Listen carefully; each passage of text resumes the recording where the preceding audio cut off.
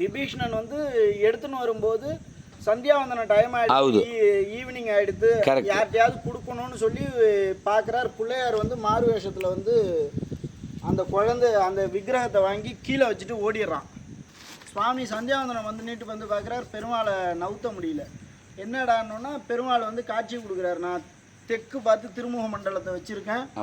எதுக்காக வச்சுட்டு இருக்கேன்னா இலங்கையை நான் பார்த்துட்டே இருக்கேன், இலங்கைக்கு என்னோட கடாட்சம் எப்பொழுதும் கிடைக்கும், நான் இந்த இடம் எனக்கு ரம்மியமாக இருக்குது, அதனால் நான் இங்கேயே இருக்கேன்.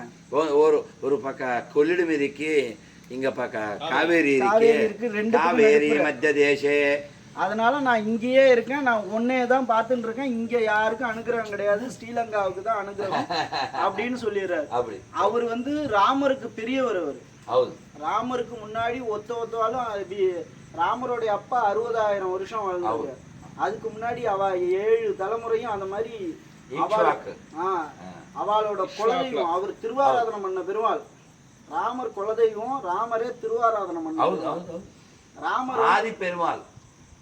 ராமர் வந்து ஆதிரங்கர். இன்னொன்னு என்ன விசேஷம்னா ராமர் வந்து பட்டாபிஷேகம்னு சொல்லி திருவாராதனம் பண்றார். இதெல்லாம் ரக்ஷாபந்தனம் பண்ணிட்டு நாளைக்கு நமக்கு பட்டாபிஷேகம்னு சொல்லி விரதம் இருக்காரு.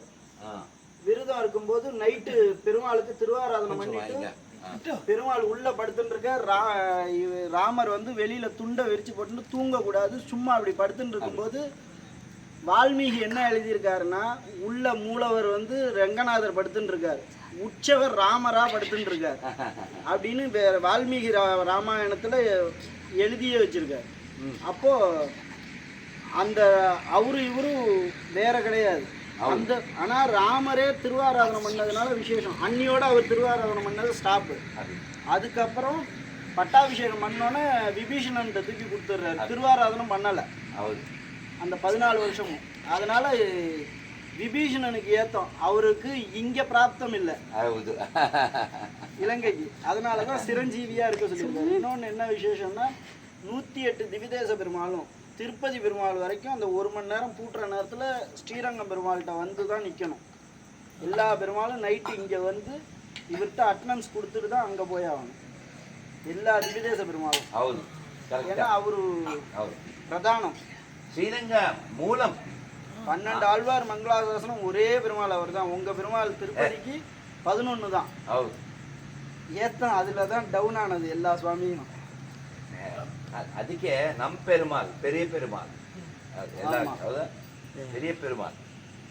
ಅದಕ್ಕೆ ಒಂದು ಕೀರ್ತನೆ ಇದಕ್ಕಿನ ರಂಗಪುರ ವಿಹಾರ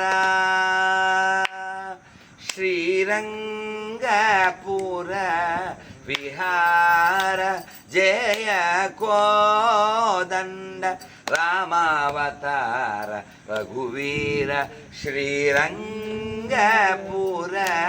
ವಿಹಾರ. ராமருக்கு அவரையும் பிரிச்சு பார்க்கவே முடியாது, குலதெய்வம் அவர். ಹೌದು. ಅದಕ್ಕೆ ಇದು ಮುನ್ನಾಡಿ ಒಂದು ಶ್ಲೋಕಂ ಇರುತ್ತದೆ ಎಂದೆ,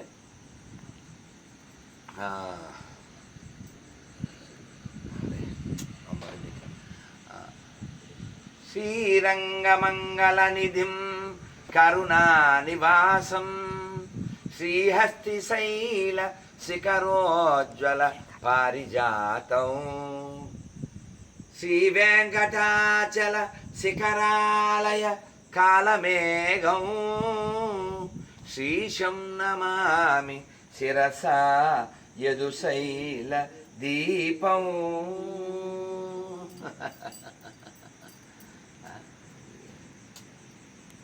நம்ம Bhagya very happy. Thank you very much எல்லாருக்கும் ரொம்ப நன்றி.